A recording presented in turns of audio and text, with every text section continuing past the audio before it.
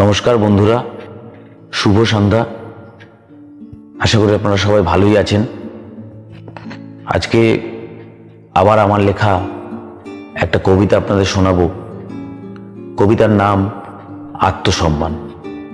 তো আসুন শুনে নি আমার লেখা একটি কবিতা, আত্মসম্মান।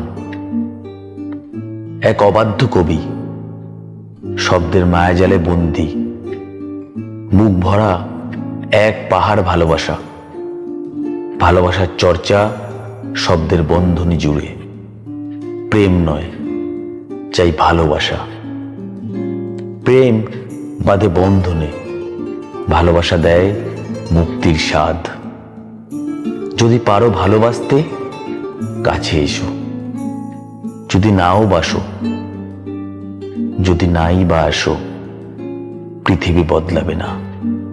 সূর্য দেবে আলো, বাতাস বইবে, হবে জোয়ার ভাটা, চন্দ্রমা হবে মায়াবী।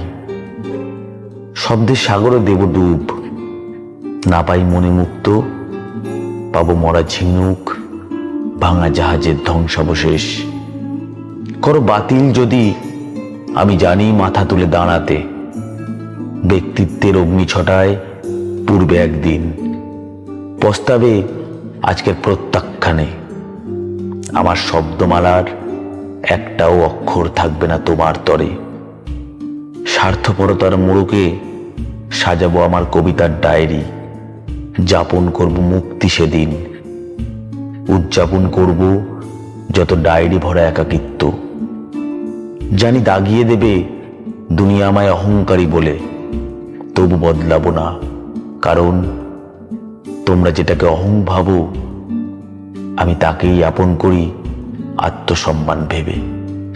ধন্যবাদ। কেমন লাগলো জানাবেন। আমার লেখা কবিতা আর আমার কবিতা পাঠ আপনাদের কেমন লাগছে জানাবেন। আর যদিও আমার এই কবিতা পাঠ আসলে শুরু করেছিলাম আমার নিজের কবিতাগুলো আপনাদের শোনাবো বলে, কিন্তু যদি আপনাদের কারোর মনে হয় অন্য কোনো কবির কোনো কবিতা আমার কণ্ঠে শুনতে চান, তাহলে অবশ্যই কমেন্টে জানাবেন। চেষ্টা করব আপনাদের সেই ইচ্ছা পূরণ করার। আর ভালো লাগলে লাইক করবেন, বন্ধুদের সাথে শেয়ার করে ছড়িয়ে দেবেন।